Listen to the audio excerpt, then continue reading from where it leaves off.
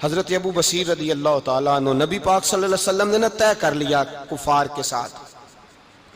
حدیبیہ کی جنگ ہوئی تو فرمایا اگر کوئی مسلمان مکے چلا جائے گا تو کافر کہنے لگے ہم واپس نہیں کریں گے، اور اگر کوئی کلمہ پڑھنے والا ستایا ہوا مسلمان مدینے آئے گا تو مسلمانوں کو واپس کرنا پڑے گا. مسلمان اپنا بندہ نہیں رکھ سکتے، اور مسلمانوں کا کوئی شخص غلطی سے بھی مکے چلا گیا تو مکے والے واپس نہیں کریں گے.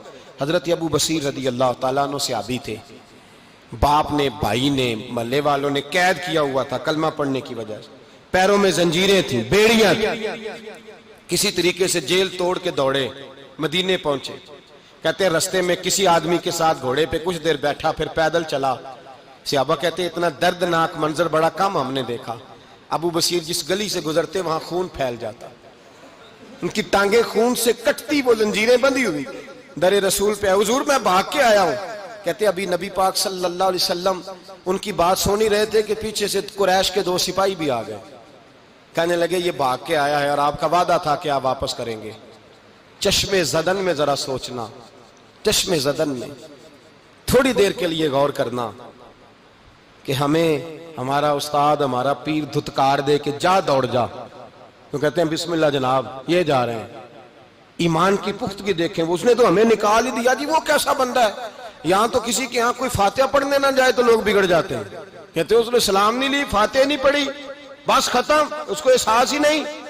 حضرت سیدنا ابو بصیر سامنے کھڑے، سامنے 2 سپاہی آ گئے. ذرا دیکھیے ایمان کی پختگی، ایمان، یقین اور استقامت. امام بہقی نے دلائل کے اندر لکھا ہے، فرماتے ہیں نبی کریم صلی اللہ علیہ وسلم نے ان کی طرف دیکھا تو حضور کی مقدس آنکھیں آنسوؤں سے بھر گئیں.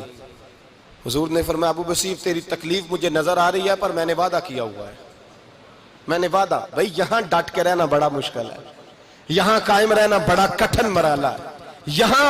یہاں آزمائش کے موقع پر دین پر انہوں نے تو رکھا ہی نہیں. لوگ تانے دیتے ہیں، باتیں کرتے ہیں، رکھا ہی نہیں، تو پھر ان کا بنتا ہے. حضور نے فرمایا تجھے جانا پڑے گا. صحابہ کہتے ہیں پورے مدینے میں ایسے تھا جیسے سوگ کا سما ہو. جب وہ 2 سپاہی حضرت ابو بصیر کو پکڑ کے لے جا رہے تھے تو وہ پلٹ پلٹ کے پیچھے دیکھتے تھے، پلٹ پلٹ، پیروں میں خون ہے، آنکھیں آنسوؤں سے بھری ہوئی. فرماتے ہیں جب وہ پلٹ رہے تھے تو مدینے کی گلیاں بھی رو رہی تھیں. میرے نبی پاک جب وہ آنکھوں سے اوجھل ہو گئے تو حضور بیٹھ گئے زمین پہ. نبی پاک نے رونا شروع کر دیا. فرمایا اللہ تو نے اس شخص کی مدد فرمانی ہے، اس پر کرم کرنا ہے، اللہ اس کا خیال فرمانا. اس کے لیے دعا کی، حضور روئے. حضرت ابو بصیر باہر نکلے تو وہ جو کافر تھے نا وہ کہنے لگے تو بڑا بنتا تھا ان کا، انہوں نے تجھے رکھا نہیں، تجھے رکھا بھی نہیں. تو حضرت ابو بصیر نے تھپڑ مارا منہ پہ. کہنے لگے میں وہ نہیں جو تھوڑی سی بات سے بدل جاؤں، ایمان، یقین اور استقامت کی دولت ملی ہوئی ہے.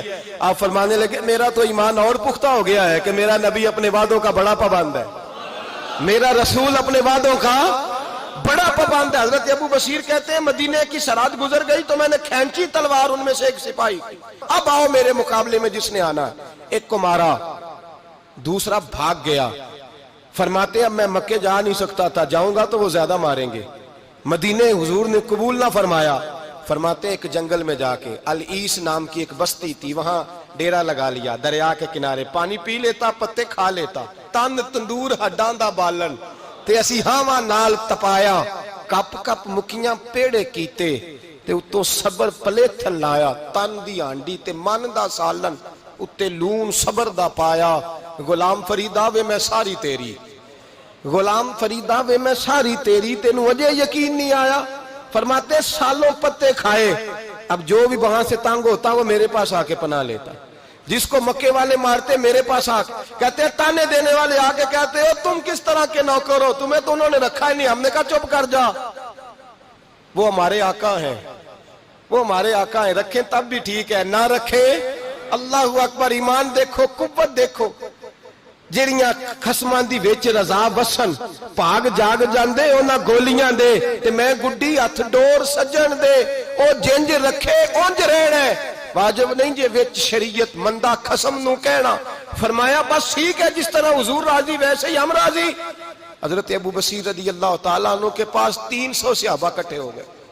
300 حضرت ابو بصیر جب مدینے کی سرحد سے گزر رہے تھے نا تو نبی پاک نے ایک آواز دی تھی، فرمایا ابو بصیر ایک وقت آئے گا کہ میرا پیغام تجھ تک پہنچے گا، ایک ٹائم آئے گا۔ حضرت ابو بصیر سے جب کوئی کہتا نا کہ زندہ کس بات پہ ہو تو فرمانے لگے مصطفیٰ کے فرمان پہ بڑا یقین ہے، بلاوا آئے گا، مجھے بلاوا، مجھے یقین ہے کہ مجھے بلاوا، بڑی امید ہے سرکار قدموں میں بلائیں گے اور کرم کی جب نظر ہوگی مدینے، مجھے یقین ہے کہ مجھے بلاوا۔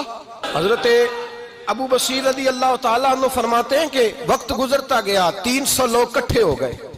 جب کوئی مسلمانوں کا قافلہ مکے کے پاس سے گزرتا تو مکے والے لوٹ لیتے تھے۔ حضور نے بھی اجازت دی مدینے والوں کو، اگر ان کا قافلہ کوئی آئے تمہیں بھی حملے کی اجازت ہے، کفر کا مال مال غنیمت ہے۔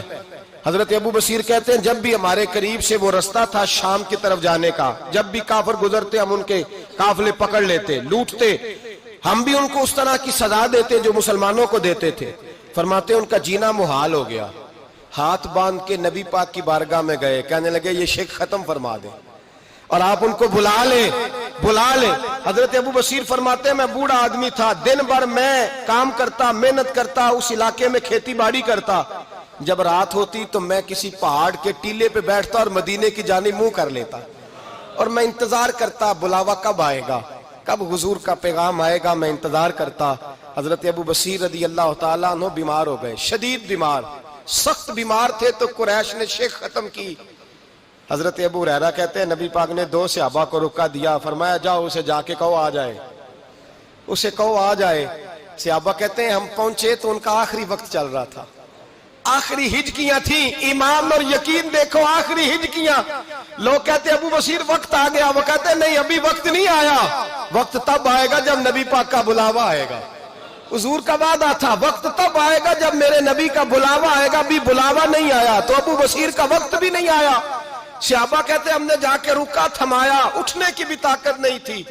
جب حضور کا رکا لیا نا تو دونوں یوں مٹھیاں بند کر لی، گویا جھوم جھوم کے نعرے لگانے لگے آؤ دیکھو میرے نبی کے وعدے کتنے سچے ہیں، آؤ دیکھو حضور کے وعدے، چومتے حضور کا نامہ، سر پہ رکھتے، سینے سے لگاتے اور کہتے ہیں پھر بلند آواز سے کلمہ پڑھنے لگے، کہنے لگے حضور میں حاضر ہوا، یا رسول اللہ میں آیا، کہتے بلند آواز سے کلمہ پڑھا اور ان کی روح پرواز کر گئی، ان کی روح پرواز کر گئی۔ نبی رحمت صلی اللہ علیہ وسلم کے غلاموں کا یقین، اعتماد اتنے اعلیٰ درجے کا، کمزور مسلمان، دائیں بائیں دیکھتا مسلمان، کفر کے وعدوں پر اعتبار کرتا، یہودی عیسائی اور سکھ کے وعدوں پر اعتبار کرتا، دنیا دار ٹھگ اور چور کے وعدوں پر اعتبار کرتا، یہ رب کریم کے وعدے پر اعتبار نہیں کرتا، یہ اللہ رسول کے ساتھ اپنی توجہ کو مبذول نہیں کرتا۔ میرے رسول کریم سید عالم صلی اللہ علیہ وسلم کے غلاموں نے اعتماد کر کے، یقین کر کے ہمیں بتلایا ہے جب تیرے پاس یقین کی دولت ہوتی ہے پھر تو دنیا کا طاقتور آدمی ہوتا ہے، جب تیرے پاس ایمان کی قوت ہوتی ہے تو دنیا کا سب سے مضبوط شخص ہوتا ہے۔ اپنے آپ کو مضبوط کریں، اپنے اندر ایمان کی توانائی پیدا کریں، یہ جھوٹے وعدوں پر، جھوٹی تسلیوں پہ اپنے آپ کو زندہ نہ رکھیں، نہ دیکھیں دائیں بائیں کیا ہو رہا ہے، توجہ سیدھی اللہ رسول کی جانب رکھیں، مضبوط ایمان پیدا کریں، تگڑا دانائی والا۔